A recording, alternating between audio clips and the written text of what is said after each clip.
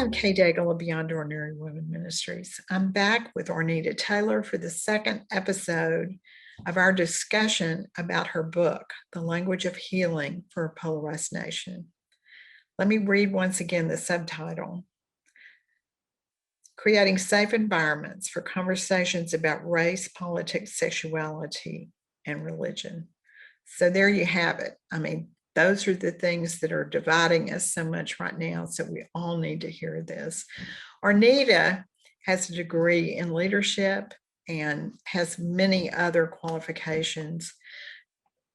Go to our website to find out more about her if you missed the introduction of the last video. But she is the founder and owner of 8 leadership development group as well. In this episode, Arnita is going to discuss the 5 practices of a peacemaker. And so we want to hear that because we need that. So Arnita, I noticed that in this section of the book, you talked a lot about the importance of character. Why do you put so much emphasis on character? Character is such an insidious part of our identity and how we show up in every room. It's the continual process of our development and the sum total of who we are as a human. And so the thing about character is we really don't arrive at character.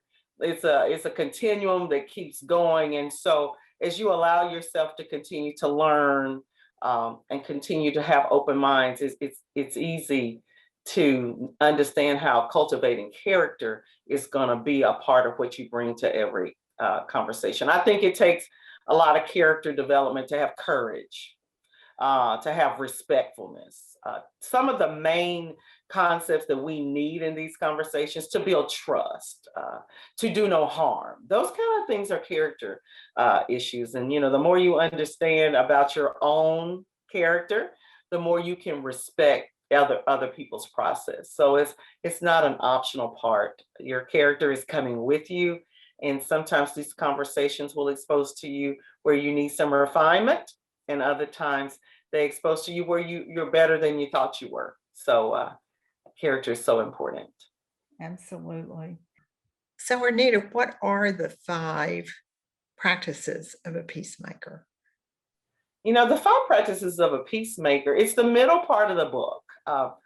I do lots of leadership coaching, spiritual development coaching. And so what happens is we read hundreds of books in a year and we go do nothing out of those books, because normally if we don't give people things to practice, they just read and go, yeah, it was a good read, I'll recommend it. But they don't do anything with it. It's like going to conference after conference after conference and writing all these notes and doing nothing in the notes that you've taken. So this is the part of the book that I really want to challenge people to go out and do some things. The first the first chapter, chapter 6, is being comfortable in your own skin.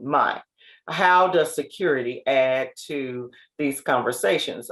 Secure people can let other people be secure people. Insecure people cannot. So if you're so insecure that you cannot understand the nuance of real life and lived experiences, that's an opportunity for you to become more secure in yourself. Because once I can understand your security, I can understand the divine nature of how God made you to be on the planet as a global citizen.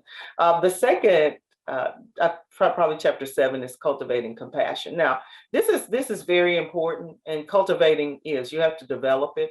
But in conversations like this, I've been in a number of conversations where people will come to you hurting and you just annihilate their thoughts. You'll say, no, that's not about you. You're making that up. No. How is that cultivating compassion? Because at the very core level, compassion is about removing suffering.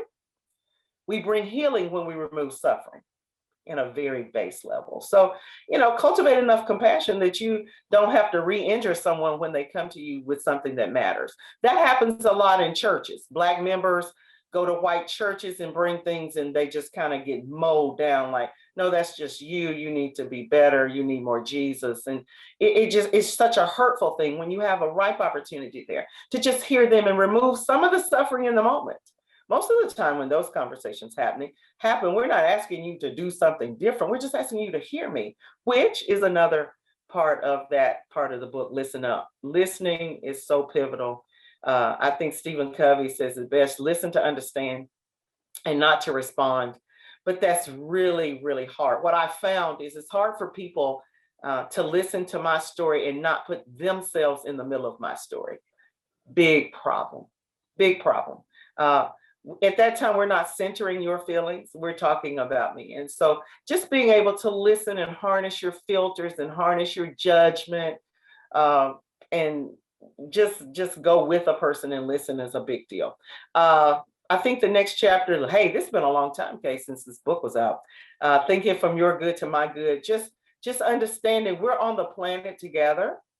And it's just as advantageous to think about the people you do life with, the people you've been put on the planet with.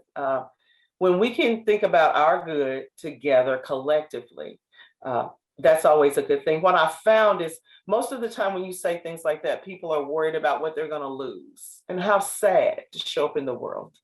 Always concerned about what you're going to lose rather than what you can contribute. And so that's that chapter. And being disruptive, one of my favorite chapters. It's interesting how many people felt that disruption meant was aggressive or something. You really have to decide in your own mind how you're going to disrupt your own thoughts, your own paradigms, your own mental models to challenge those habits so that you can go forward and be disruptive. Disruptiveness may just be, I have a different opinion than that. That's disruptive to people in your friend base or in your in-group. That can be disruptive, but sometimes that's what needs to happen. There can't be jokes that come by that I say they're okay. They're not okay. And I'm gonna have to say it. I'm really on the cover of a book because I was in a room like that and someone said something insensitive and I spoke up in the whole room. And I got invited to be a part of this book as a result of it. I think we all have that responsibility in our little circles, in our in-groups. And so that's the part of the book where we want you to go out and do something. We want you to do something. So that's great. The practice of a peace. Arnita, I so agree with you that it's important to practice the skills that we're learning. And so learning these 5 practices of a peacemaker require us to do some practice. And I appreciate the fact that you've added practice into the text of the book, as well as that you have added it through your workbook that you can use with the small group for this. I think that's so important. Let me ask you about women in church leadership for just a minute and apply what we're talking about to that group of people. Are there any of these 5 practices that you would say would be the biggest struggle for women in church leadership, particularly in churches that are male dominated and led? Wow, that's a loaded question, Kay. Of course, our book is not necessarily written to the church because we didn't want to isolate. Everybody needs to know how to have these conversations, but certainly I'm pretty assertive. I'm a pretty assertive girl. And so I would think that if there was one particular out of the practices that in the middle part of our book, the willing to be disruptive is really hard in church circles, which are often very closed systems, very closed-minded systems. There's one way of thinking about this. And so if you're the person who has perhaps another way or a more evolved way of thinking about it, being disruptive in thought and in thinking and in ideas is very challenging. It's challenging in any environment, particularly in a male-dominated environment. Now, again, that will go back to your security level, but just thinking outside of the status quo, challenging the status quo, that is very hard to do, particularly for a female in a religious context. I think that would be it. I agree with you again about that, Arnita. Thank you so much. This has been so helpful. And I know that those who apply what you're talking about will be able to grow in these areas and be able to have more of these conversations and feel good about it. Our next video will be talking about operating in shared spaces. And we all need to hear it. And if you missed the first video, go back and listen to it first, and then we'll go on to video 3.